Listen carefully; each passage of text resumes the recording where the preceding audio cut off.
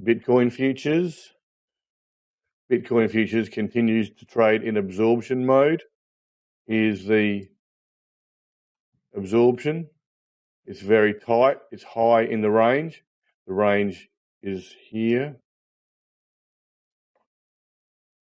If this market had pulled right back to these lows, it would be far weaker than this very high attempt to absorb supply in the range.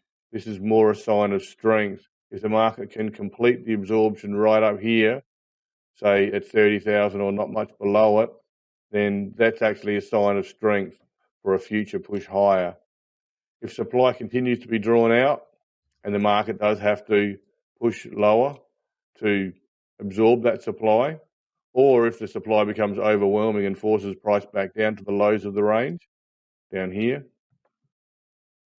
is obviously a sign of a bit more weakness in the market.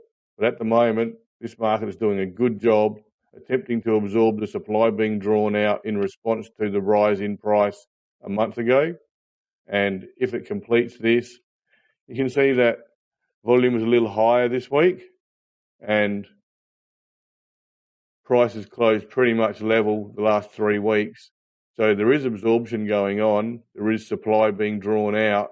When supply becomes low, this market will be well positioned to make an attempt to push higher. Considering I believe that there is an accumulation zone in the background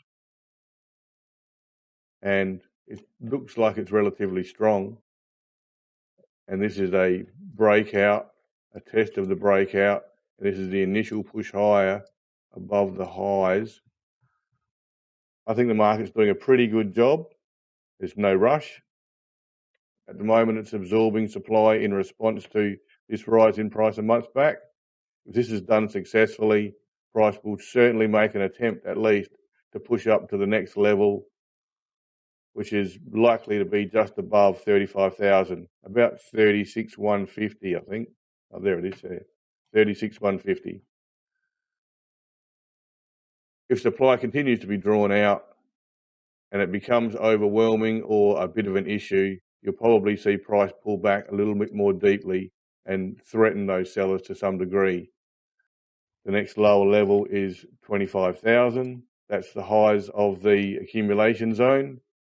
And if price was forced back to this level before any attempt to push higher, this would be considered a secondary test of the breakout.